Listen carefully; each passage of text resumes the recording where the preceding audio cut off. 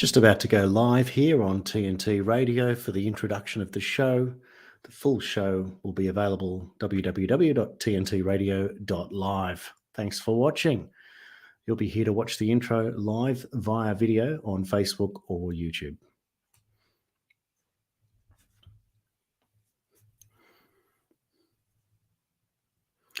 Hello and welcome to the Jason Q Citizen and Friends program on TNT Radio. What a time it is to be alive. I say it on every show, and I tell you what, things are heating up like you wouldn't believe around the world and here in Australia, of course. The powers that be may well become the powers that were. It's very, very exciting to see what's going on in the world today. One of the big stories we're going to talk about on today's show is John Barilaro, the former Deputy Premier of New South Wales, who's been temporarily blocked from a $500,000 a year taxpayer-funded job that he created. Somebody else was given that job, and guess what? They didn't get it. And then Barilaro entered into it, so they're asking for a big inquiry. Now, on the show today, I'm going to have Kate Schouten with me. Kate Schouten is from Blue State Solutions. She's a campaign manager, a superstar. She's worked with the Liberals, she's worked with One Nation, she's worked with the Liberal Democrats, and she's worked with yours truly for the United Australia Party. And what she doesn't know about establishment politics in Australia is not worth knowing. Now, a massive story has just broken. Sky News has put it out there. It is in relation to Qantas, and I need to read this to you. It's very, very important news. It says more than you think it's going to say.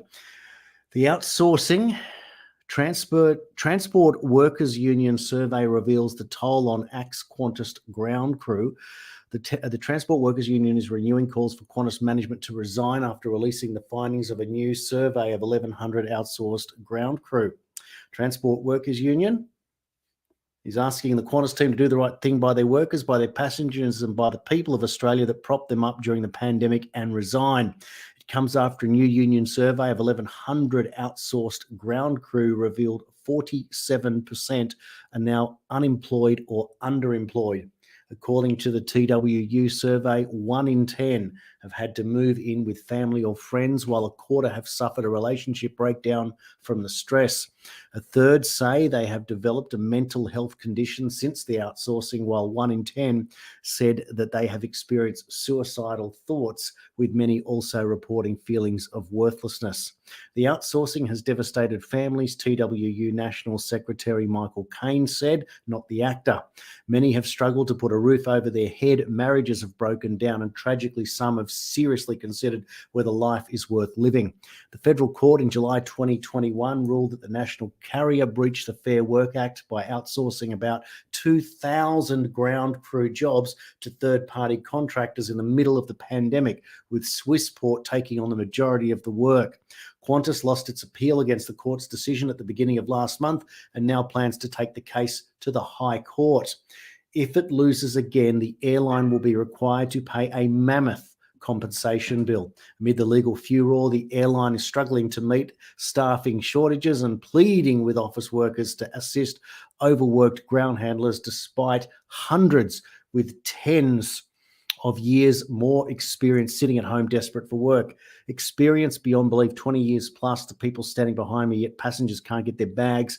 Flights are being delayed, and we all have this experience sitting at home because Qantas illegally sacked us, outsourced worker Don Dixon said on Sky News.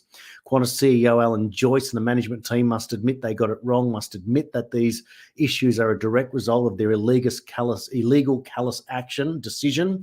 Nick McIntosh, TWU National Assistant Secretary. They must do the right thing by their workers, by their passengers, and by the people of Australia that propped them up during the pandemic and resign. Former ground crew worker Don Dixon says the chaos being experienced by the passengers is the result of corporate nonsense. Passengers can't get their bags, they can't get on flights, flight delays, and we all have this experience sitting at home, he told reporters at Sydney Airport on Tuesday. Mr. Joyce and your executives, you made a mistake, you rolled the dice and you lost. The spirit of Australia is where you make a mistake, you put your hand up and you own it. hardly the spirit of Australia, TWU says on Twitter. Qantas has responded to the survey results, telling Sky News management that they had to make a number of difficult decisions for the airline to survive. Well, bully for you, Qantas. Everyone makes bad decisions, and you guys have got to own up for it. Outsourcing the remaining ground handling that was done in-house was one of them, a Qantas spokesman said.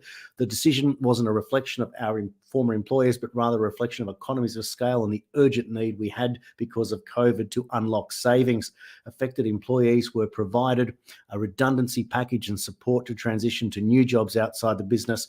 The union has pointed to Qantas' decision in 2020 to outsource the rest of our in-house ground handling as a key reason the restart has been challenging. It's not. We had completed the outsourcing before Easter 2021 when domestic travel was almost back to 100%. And we didn't have the issues we had at Easter this year. The differences were COVID absenteeism and a competitive labour market. Now, when they put Lifeline 13, 11, 14 at the bottom of the article, that's a serious matter. Now, Qantas has something to say. We will talk about this and a whole pile of other issues on the show with Kate Schouten coming up in just a moment. I'm going to introduce her to the show. We're going to talk about the flag fiasco with Dominic Perrottet. We're going to talk about John Barilaro. We're going to talk about Ralph Babbitt from the UAP being the $100 million man getting elected to the Senate. Pauline Hanson's back in the Senate. We're going to take on transgenderism in sport, and we're going to talk about this fellow from South Australia, the Labor guy, the staffer who's just been sentenced to a suspended sentence, of course, for possessing 600 images of children in compromising positions. It's nasty. It's horrible. And if you want to listen to the rest of the show, go to tntradio.live. We'll see you over there shortly. Don't go anywhere. You're on TNT Radio.